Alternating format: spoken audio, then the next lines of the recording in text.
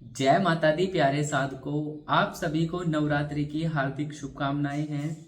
तो प्यारे साधकों, नवरात्रि का जो समय होता है साधना और दृष्टि के माध्यम से बहुत ही पवित्र माना जाता है। इस दौरान यदि कोई भी साधक प्रॉपर सही विधि से अंग्यारी करता है घर में बैठकर, तो प्रॉपर उससे सिद्धि शक्तियां बहुत जल्दी से एक्टिवेट होती है और पूर्ण रूप से शक्तिशाली भी होती है। मैंने बहुत सारे व्यक्ति को देखा है कि वो अंग्यारी करते हैं बट प्रॉपर सही विधि का पालन नहीं करते, जिस वजह से उनको ना तो शक्ति का अनुभव हो पाता है और ना ही उनकी स्पिरिचुअल प्रोग्रेस हो पाती है। तो आज की इस वीडियो में हम प्रॉपर मैं आप सभी को करके दिखाऊंगा कि किस प्रकार से आप अपने घर के मंदिर में बैठकर माता रानी के लिए अंग्यारी कर सकते हैं या अपने इष्ट देवता की शक्ति को आप जागृत कर सकते हैं। यदि आप अपने घर में बैठकर अंग्यारी करते हैं तो प्रॉपर घर परिवार का पूर्ण रूप से ओरा भी शुद्ध होता है, एक साधक का ओरा भी पूर्ण रूप से शक्तिशाली होता है। यदि आपके घर परिवार में कोई नेगेटिविटी है तो उसका भी पलायन वहां से हो जाता है और इस तरीके से आपकी स्पिरिचुअल जगत में ये मान के चलिए अंग्यारी करने मात्र से ही आपकी सिद्धि शक्तियां प्रॉपर जागृत होती है। तो इसका सही विधि क्या है और क्या विधान है वो हम सबसे पहले समझेंगे। तो इसमें कुछ सामान की आवश्यकता रहेगी, वो मैं एक बार आपको बोर्ड के माध्यम से लिख देता हूं। सबसे पहले तो एक आपको गाय का उपला लेना है, उसको आप कम से कम 75% आपको बर्न कर लेना है, जला लेना है। जब ये जल जाएगा आपका तो ये मानिए उसके बाद में आप एक पात्र में, जैसे मैंने दिखाया है इस प्रकार की अंग्यारी लेनी है आपको। साइड में मैं लगा देता हूँ फोटो। उनके जोड़े भगवान को चढ़ाए जाते हैं देवता के। आपने देखा होगा घर परिवार में नवरात्रि के समय में अक्सर लोगों के जोड़े चढ़ाए जाते हैं, तो देवता उसे ही भोग मान कर उनको स्वीकार करते हैं। आप बतासे का भोग लगा सकते हैं जो कि चीनी से बनता है, जिसका फोटो मैं साइड में लगा रहा हूं।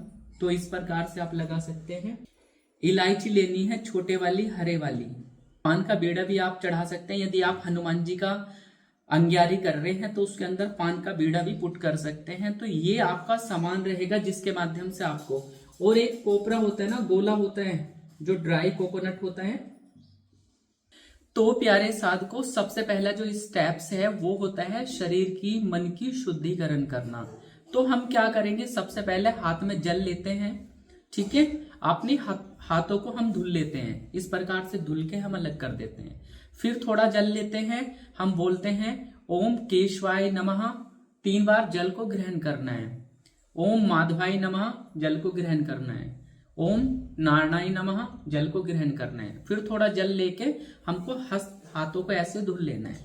साइड में आपने धुल लिया, ऋषिकेशाय गोविंदाय नमो नमः, आप ऐसा बोल के आप बैठ सकते हैं।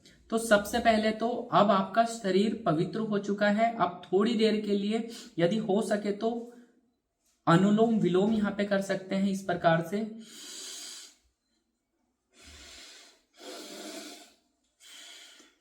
तो ऐसा करते हुए जब आप कर रहे हैं तो उस समय आप माता का ध्यान करें, जिस देवता की आप अंग्यारी करना चाहते हैं।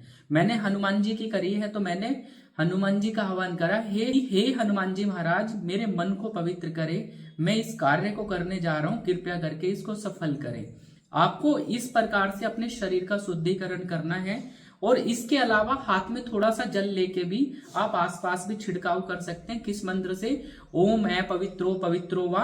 ये मंत्र मैं आपको डिस्प्ले पे लगा देता हूं, आप इसको देख के कर सकते हैं। तो ऐसा शरीर यहाँ पे पूर्ण रूप से शुद्ध हो गया, तो आपका शरीर भी शुद्ध हो गया और यहाँ पे मन भी शुद्ध हो गया प्राणायाम के माध्यम से। अब हम अगले स्टेप्स पे चलते हैं कि एक अगली स्क्रीन पे जहाँ पे मैंने ये चीजें करके दिखाई है। तो आप देखिए अगली स्क्रीन पे।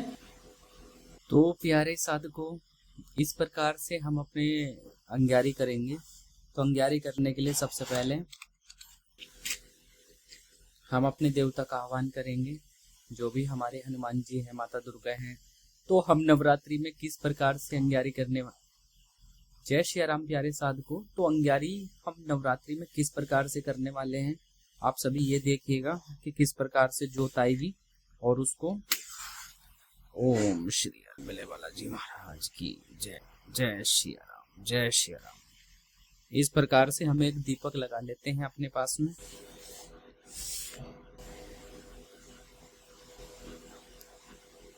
अंग्यारी करने से पहले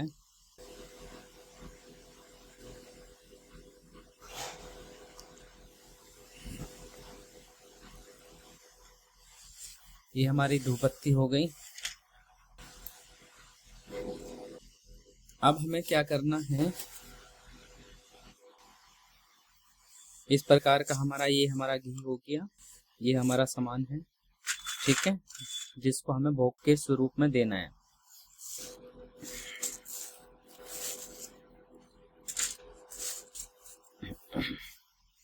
तो सबसे पहले हमें क्या करना है कि देवता का आह्वान करना है।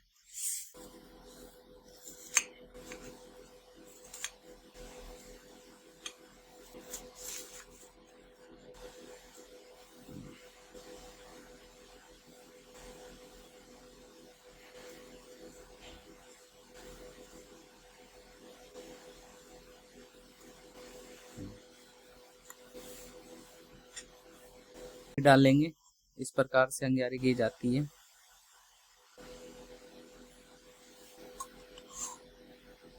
यहाँ पे आह्वान करेंगे हमारे देवता का कि हे हनुमान जी महाराज आप आइए और जोत पे आके अपना भोग को स्वीकार करें।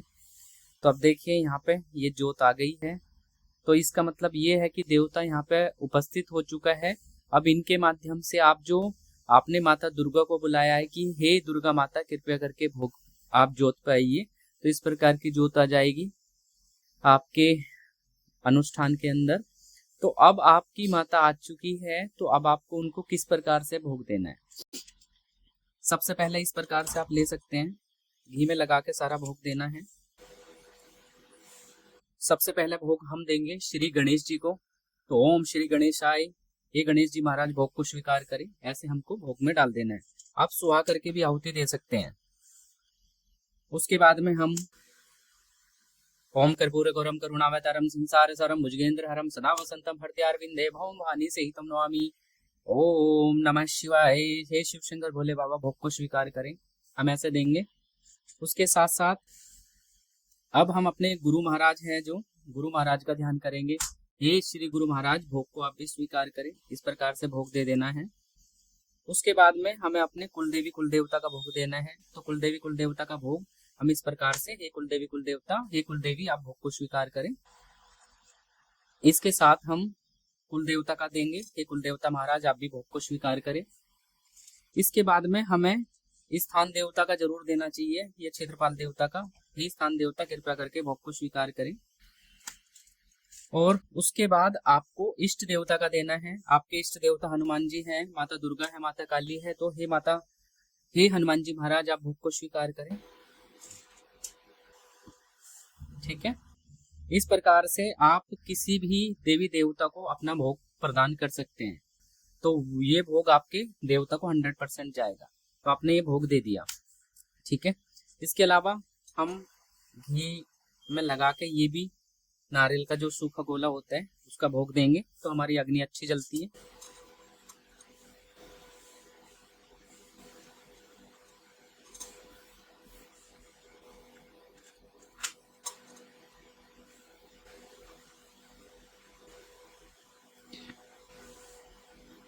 ठीक है, इस प्रकार से आप अपना भोग दीजिए। अब माता दुर्गा को आपको जो भोग देना है, मान ले बतासे का भोग देना है, ये माता दुर्गा कृपया करके आप जोत पे तो है ही, आप ये भी इस प्रकार से भोग रख देंगे। घी में ही लगा के देना है, जो भी देना है। भोग दे दिया आपने, माता दुर्गा के नाम से भी आपने लौंग के जोड़े चढ़ा दिए।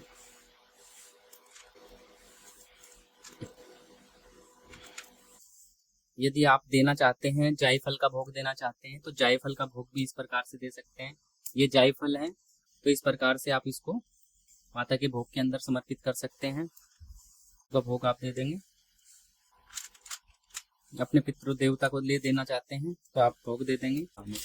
अंत में जब आपकी अंग्यारी कंप्लीट हो जाती है, तो आपको प्रार्थना करना है कि हे माता दुर्गा, हे इष्ट देवता, हे हनुमान जी, कृपया करके आप मेरी इस अंगारे को स्वीकार करें और मुझे अपनी कृपा प्रदान करें, अपना आशीर्वाद प्रदान करें। घर परिवार में जो सुख शांति रहे, समृद्धि रहे और आपका सदैव आशीष बना रहे, इस प्रकार से आपको प्रार्थना करनी है मन ही मन। बैठ के थोड़ी देर के लिए आप ध्यान भी आप वहां पे लगा सकते हैं, क्योंकि वह ऊर्जा वहां पे अंगारी करने की वजह से पूर्ण रूप से एक्टिव है। तो प्यारे साधकों, यदि आप इस प्रकार से अंगारी करते हैं अपने घर में बैठकर, तो आपके इष्ट देवता की शक्ति जागृत होंगी, आपके ऊपर माता की सवारी भी आ सकती है, आपकी दृष्टि भी खुल सकती है। और यदि इस प्रोसेस को आप डेली बेसिस में अपनी साधना का पार्ट बना लेते हैं, तो ये मान के चलिए किसी के ऊपर आप हाथ भी रख देंगे तो वो पर्सन तत्काल प्रभाव से सही हो जाएगा। और मिलते हैं एक नई जानकारी के साथ, तब तक के लिए आप सभी को राम राम है जी, राम राम है जी।